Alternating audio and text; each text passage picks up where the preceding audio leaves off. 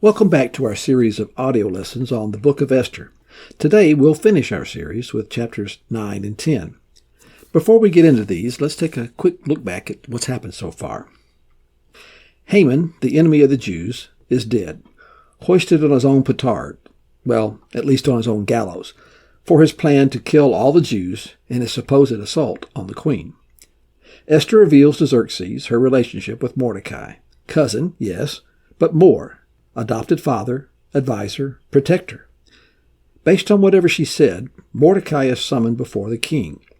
He is made Grand Vizier in the place of Haman, given the king's signet ring as a symbol of authority, and dressed in royal robes and a crown. Where there had been confusion and distress with Haman's decree, now there is gladness and joy.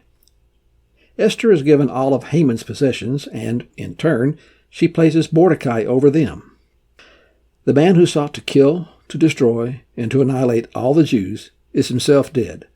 The enrichment he thought he would come to him as a result is now controlled by his nemesis. Well, actually, it's not fair to call Mordecai his nemesis because Mordecai never sought Haman's downfall. He just refused to bow to him. The malice was a one-way street. Haman may be dead, but his evil plan still stands as an unalterable law of the Persians. Esther pleads with the king to annul it, but even he cannot. But all is not lost. There is something that can be done. Issue another decree that the Jews can defend themselves. They can't attack, but they can do whatever it takes and to any extent they feel necessary to defend themselves. Now, that leaves the door open for all kinds of actions against the attackers. One version says that they should be ready to take vengeance on those that hated them. The decree is issued throughout the empire on the king's best horses. Now, these may have been the horses for the king's personal use, but that's a lot of horses for one man. More likely, they were bred for the royal cavalry. The King James Version says they were mules and camels.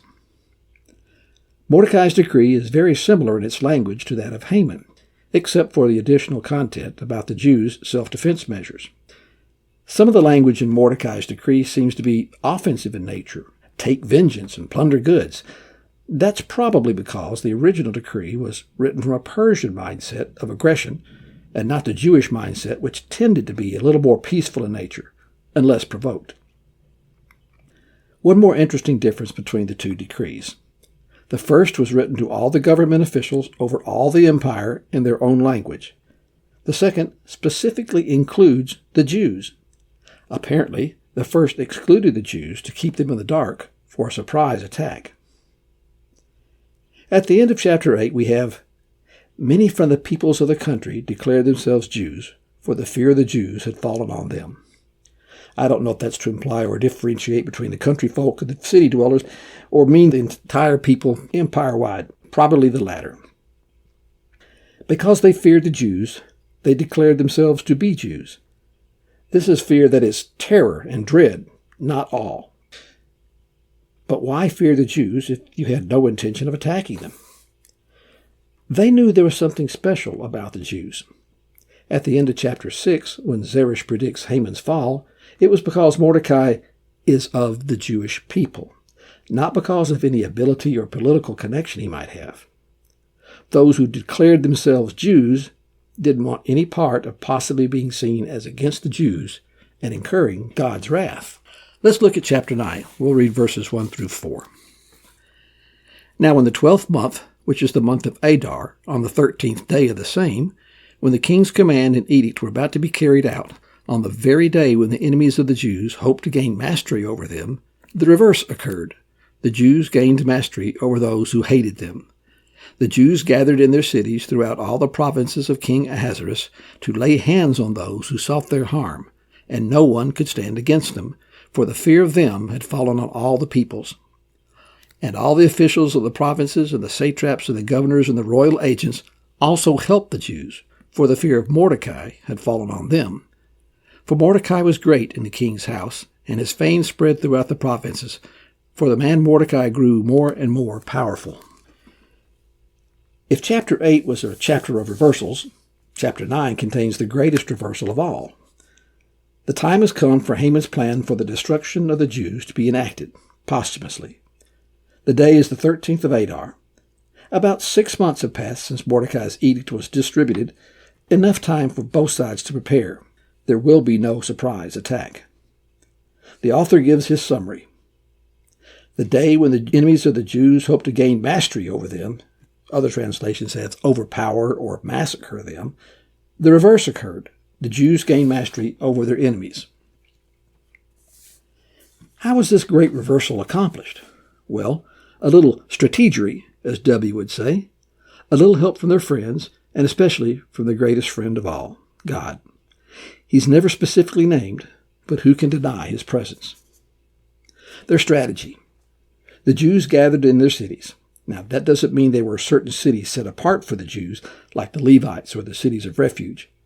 As Haman said in chapter 3, the Jews were intentionally scattered all over the kingdom, usually in small groups, to keep them from assembling and developing a sense of community and purpose.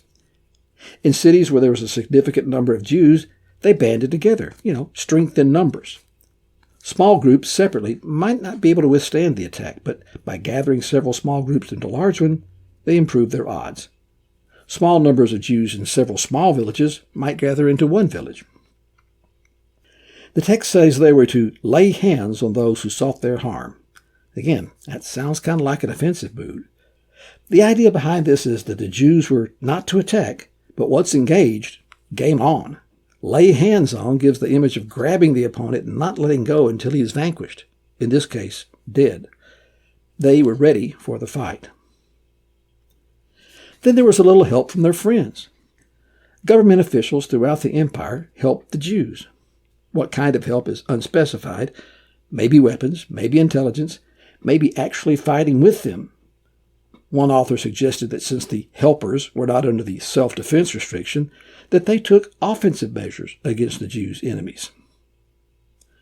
Why did they help the Jews and not just stay out of it? Two ideas here. First, two very contradictory decrees have been issued. Kill all the Jews can defend themselves. It's possible that when faced with a choice of which decree to obey, they chose the latter. It was the most recent, and they helped the Jews. But even then, they could have remained neutral, which leads to the second idea. And we may find the answer in verse 3. For the fear of Mordecai had fallen upon them. Again, this is terror, not awe. Verse 4 speaks to the greatness he had achieved within the palace and how his fame and power had spread throughout the provinces. And he had only been Grand Vizier for about 9 months. No one wanted to do anything contrary to Mordecai, so they went with decree number 2 and even helped, even when it was not called for. If Haman had still been in charge, they likely would have joined in the attack on the Jews, especially since plundering of goods was allowed. And finally, a little help from the greatest friend of all. Once it all began, the enemies could not withstand the Jews. Some say that was because of the help of the military, but not so. Verse 2 gives the reason. For the fear of them, that is the Jews, had fallen on all the peoples. They were in terror of the Jews. The same response is seen in Judges during the conquest. At Jericho, the city had heard all that God had done for the Israelites, from the parting of the Red Sea when they came up out of Egypt, to the defeat of the Amorite kings. Rahab said that the fear of you, again, that's the Jews, had fallen on us, and when we heard it, our hearts melted, and there was no spirit left in us. You can imagine the same thing happening here. There was a decree to kill the Jews, and despite the second decree for allowing self-defense, some proceeded, but maybe they just didn't have the same enthusiasm for them anymore. Let's look at verses 5 through 10. The Jews struck all their enemies with the sword, killing and destroying them, and they did as they pleased to those who hated them. In Susa, the citadel itself, the Jews killed and destroyed 500 men, and also Parsandatha, and Dalphon, and Aspatha, and Poratha, and Adalia, and Aridatha, and Parmashta, and Erisai, and Eridai, and Balzatha, the 10 sons of Haman, the son of Hammedatha, the enemy of the Jews. But they laid no hands on the plunder. The Jews struck. Again, that sounds like an offensive move, and perhaps some did. But it was the response of being attacked. The New American Standard says defeated their enemies, and that's probably more accurate. They did as they pleased to those who hated them. I don't think this is throwing away all restraint and attacking. In the context of self-defense, once attacked, they did not hesitate to destroy the enemy by any means necessary. Self-defense was very effective. 500 were killed in Susa, the citadel. 3 things here. First, many believe the body count was overestimated, and we'll address this later. However, in one Babylonian's transcript, the body count of the battles is very precise. The king was careful to keep apprised of both his and his enemies' losses. It is doubtful that this is an exaggeration. Second, this is in the citadel, also called the upper city. If you remember the description of Susa, to the south from the palace across a small valley was a small hill, about 100 acres in size. Excavations there revealed buildings, mostly houses, reaching across the valley and onto the slopes of the palace complex. Many people would have lived there, perhaps a high concentration of Jews, maybe even Mordecai. The king's gate was not far from this area. And it was in a site of an attack. Why attack there if there's no Jews? And the attack resulted in 500 men being killed. Presumably only of the enemy. There's no mention of Jewish losses. Other mentions of Susa in this chapter omit the citadel, implying the part of the city that's east of the palace complex called the artisan city or the craftsman city, or more likely, the lower city. Third, the Chaldee paraphrase says only Amalekites took up arms against the Jews. This is doubtful. It's probably an insertion meant to emphasize that only Haman's allies were involved, not the whole of Susa. That is, only Amalekites hated the Jews. The Chaldee paraphrase is a paraphrase of the Hebrew Old Testament, dating from the time of Ezra, written in Chaldean Aramaic. In Nehemiah 8, when Ezra read the law to the people, the Levites helped the people to understand the law. This would have been something like a paraphrase. During the action on the 13th of Adar, the 10 sons of Haman were among those killed. They were obviously following in their dad's footsteps and were involved in the attack on the Jews. Now, I don't know about you, but sometimes when I get to a long list of names in the Bible, especially Old Testament names, I sometimes just kind of gloss over them. That's not to say they aren't important. I just have a hard time pronouncing them. The inclusion of the sons' names is interesting. It gives the credence to the Esther being a true story and not a fiction, as some critics suggest. The exact names were recorded by someone closely associated with the events. Where would they get the names if the story was untrue? This is also seen with the naming of the eunuchs and the advisors back in chapter 1. The sons' names are of Persian origin, that's not surprising, but commentators are divided on the meanings of the names. Throughout the Old Testament, we see names given to children that have meaning to them. Isaac means laughing, Esau means red. Other cultures were no different. Our culture is no different. My sister's name was Sherry. That's the anglicized version of the French word chérie, meaning a dear one. And in my grandmother's generation, it was all the rage to name the girls after plants or flowers. Hence, my grandmother's name Ivy and her sister Violet. One commentator says that they were all related to Persian gods or demons. One says that in each name there's a reflexive connotation, meaning that Haman named his sons after some quality, strength, bravery, etc., which supposedly reflected a characteristic Haman thought in himself. I am strong, I am brave, etc. However, several Jewish rabbinical websites dispute this, noting that there's no participle in any of the names that would suggest this is a correct interpretation. And one author gives completely different meanings to the names than the others. The bottom line is, we just don't know. The writer of Esther is quick to point out that while Mordecai's decree allowed the plundering of the enemy, the Jews did not. A fact he repeats twice more in this chapter. The Jews did not kill to enrich themselves. They saw it purely as a defensive war to preserve their nation. Let's look at verses 11 through 15. On the very day, the number of those killed in Susa the citadel was reported to the king. And the king said to Queen Esther, in Susa the citadel, the Jews have killed and destroyed 500 men, and also the 10 sons of Haman. What then have they done in the rest of the king's provinces? Now what is your wish? It shall be granted to you. And what further is your request? It shall be fulfilled. And Esther said, If it please the king, let the Jews who are in Susa be allowed tomorrow also to do according to this day's edict, and let the 10 sons of Haman be hanged on the gallows. So the king commanded this to be done. A decree was issued in Susa, and the 10 sons of Haman were hanged. The Jews who were in Susa gathered also on the 14th day of the month of Adar, and they killed 300 men in Susa, but they laid no hand on the plunder. The casualty reports have come in, and Xerxes is astonished. 500 dead in the citadel alone. How many more throughout the whole empire? The decree had allowed the destruction of the enemy's entire family, yet no mention of women or children in the body count. While the killing of the entire family was the norm and required in Haman's decree, to do so here would have been a violation of the self-defense restriction, unless they attacked first. And I wouldn't expect women and children being involved in the attack. The Chaldee paraphrase says that Zeresh and 70 of Haman's children escaped, but all died in poverty, living as beggars all their lives. It's hard to figure out Xerxes' tone in his question to Esther. Some say it's one of admiration. Oh, you people really did a good job out there. Others say it's of disbelief. It's so decisive. What else could you want? Name it, and it's yours. Well, there is something else. Let this go on for another day. In Susa only, not enough time to issue an empire-wide edict, and hang Haman's 10 sons on the gallows. Some have criticized Esther for this request, claiming she displayed a certain bloodthirstiness or had no compassion or mercy.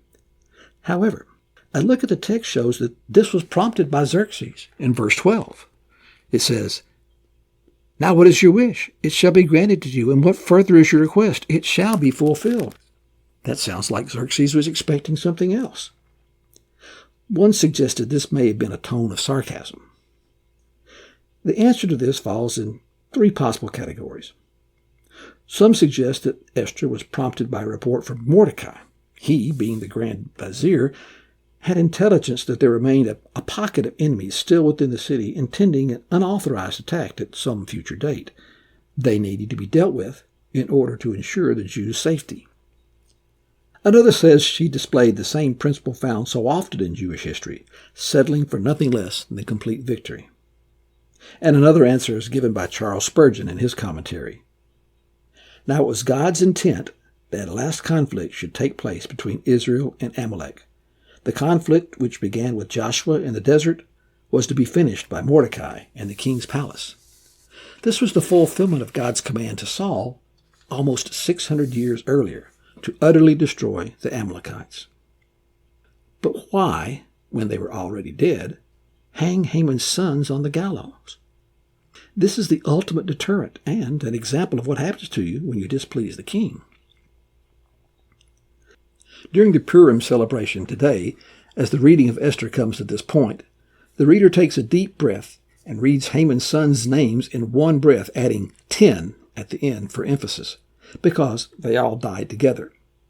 The Masoretic text requires them to be written vertically on the right side of the page, with "and" written on the left, reflecting the tradition that they were all hung on the same gallows, possibly the same one on which Haman was hung, and they were hung on top of one another, kind of like a vertical shish kebab. The request is granted, and the killing of another 300 men occurs on the 14th of Adar. This time, Susa is mentioned without the citadel, possibly referring to the lower city. Again, it might sound like an offensive move. Possibly the Jews knew of others remaining in the lower city. One author suggested the Jews gathered at a single location in the lower city and waited for the attack, possibly goading the attackers, and once attacked, killed an additional 300 men. For the second time, the author notes there was no plundering of the attackers. Let's look at verses 16 through 19.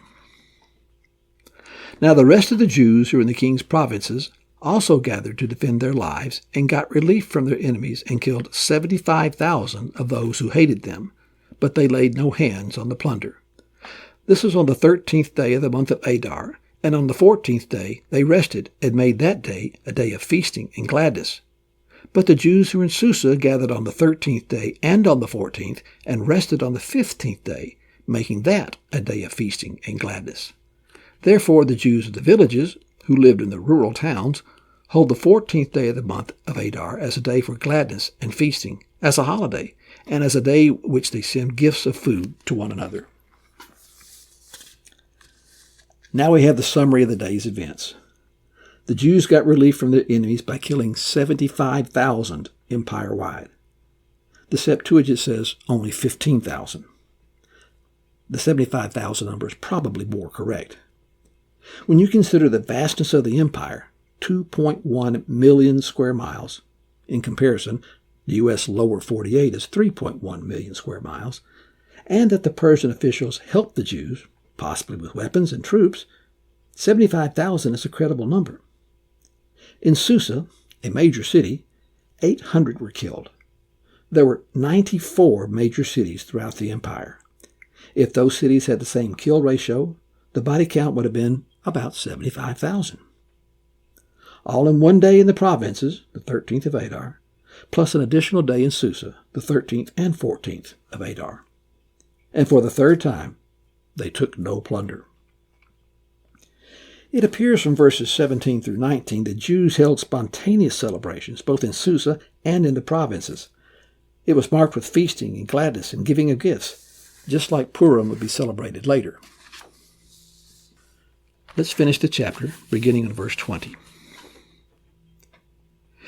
And Mordecai recorded these things and sent letters to all the Jews who were in all the provinces of King Ahasuerus, both near and far, obliging them to keep the 14th day of the month of Adar, and also the 15th day of the same, year by year, as days on which the Jews got relief from their enemies, and as the month that had been turned for them from sorrow into gladness, and from mourning into a holiday, that they should make them days of feasting and gladness, days of sending gifts of food to one another, and gifts to the poor. So the Jews accepted what they had started to do, and what Mordecai had written for them. For Haman the Agagite, the son of Hammedatha, the enemy of all the Jews, had plotted against the Jews to destroy them, and had cast that is, lots, to crush and destroy them. But when it came before the king, he gave orders in writing that this evil plan that he had devised against the Jews should return on his own head, and that he and his son should be hanged on the gallows. Therefore they call these days Purim, after the term Pur. Therefore, because of all that was written in this letter, and what they had faced in this matter, or what happened to them, the Jews firmly obligated themselves and their offspring, and all who joined them, that without fail they would keep these 2 days according to what was written, and at the time appointed every year, and that these days should be remembered and kept throughout every generation, in every clan, province, and city, and the days of Purim should never fall into disuse among the Jews, nor should the commemoration of these days cease among their descendants. Then Queen Esther, the daughter of Abihail, and Mordecai, the Jew, gave full written authority confirming this second letter about Purim. The letters were sent to all the Jews to the 127 provinces of King Ahasuerus in words of peace and truth, that these days of Purim should be observed at their appointed seasons, as Mordecai the Jew and Queen Esther obligated them, and as they had obligated themselves and their offspring with regard to fasts and their lamenting. The command to Queen Esther confirmed these practices of Purim, and it was recorded in writing. The Esther narrative is now complete, and now the author turns to the rest of the story mode. I'll admit I'm a little unsure about exactly what's going on here. I read 7 different translations, consulted close to a dozen commentaries trying to figure this out, and here's my best understanding of verses 20 through 32.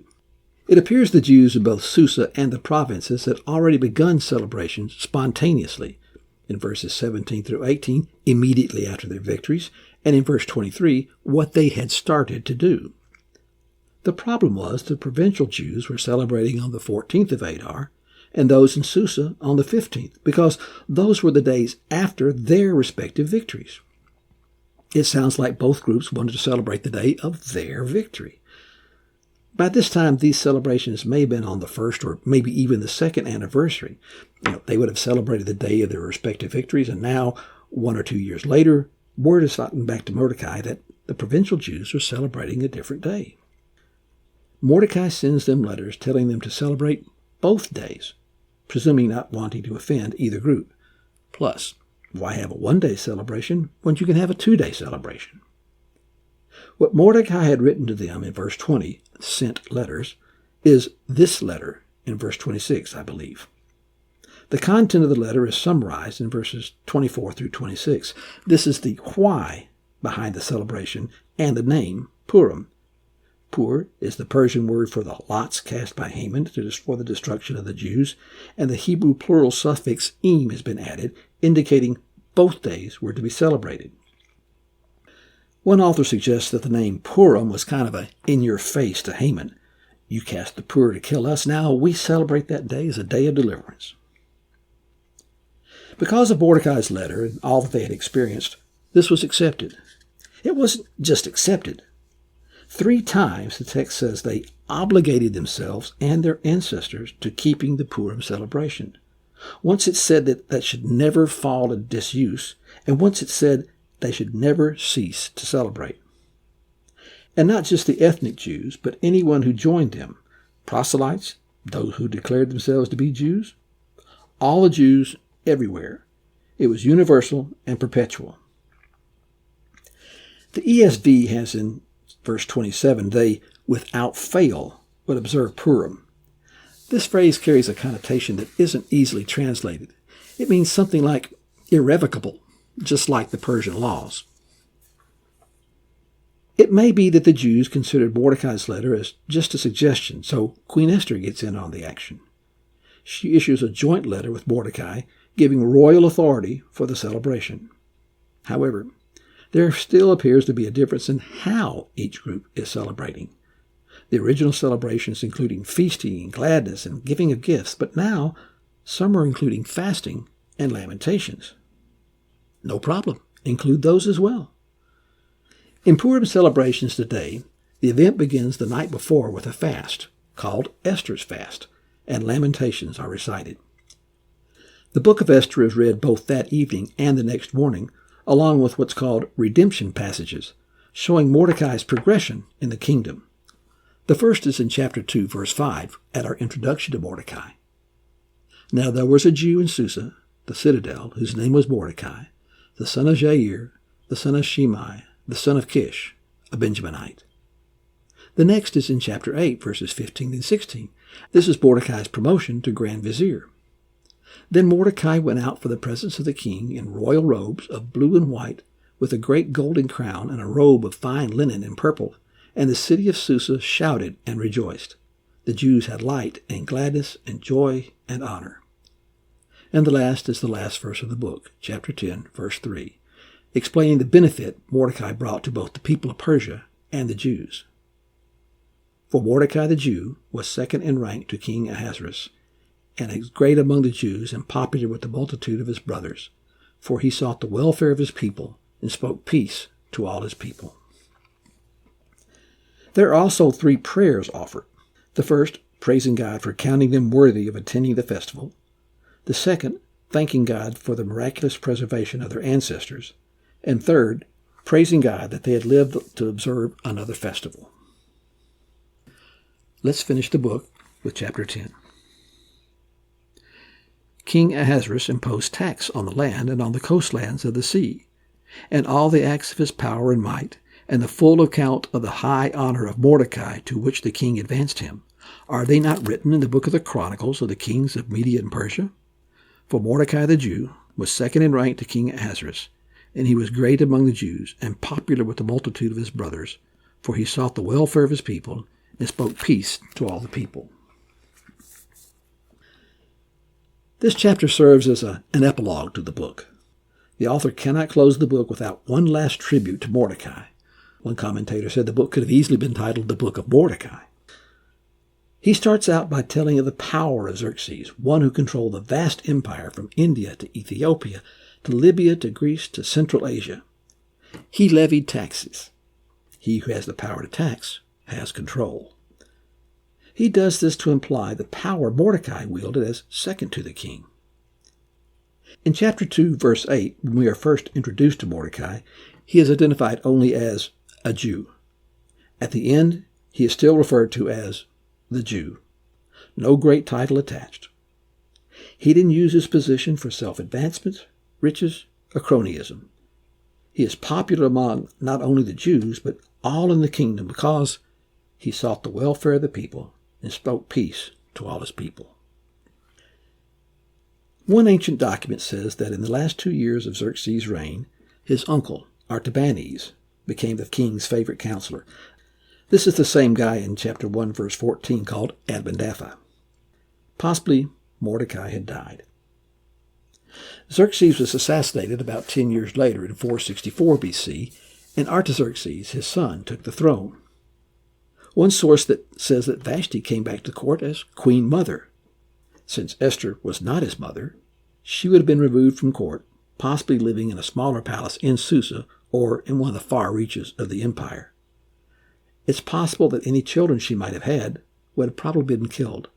There would be no rivals to the throne. We've read many times about the book, The Chronicles of the Kings.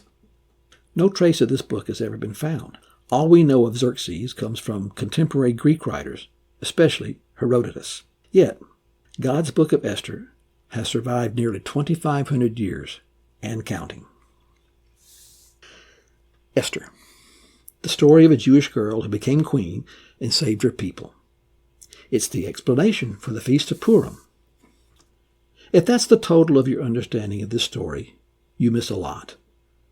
You miss the providence and protection God has for his people. You miss God's working in the background in the lives of his people, using little coincidences that just happened to bring about his plan.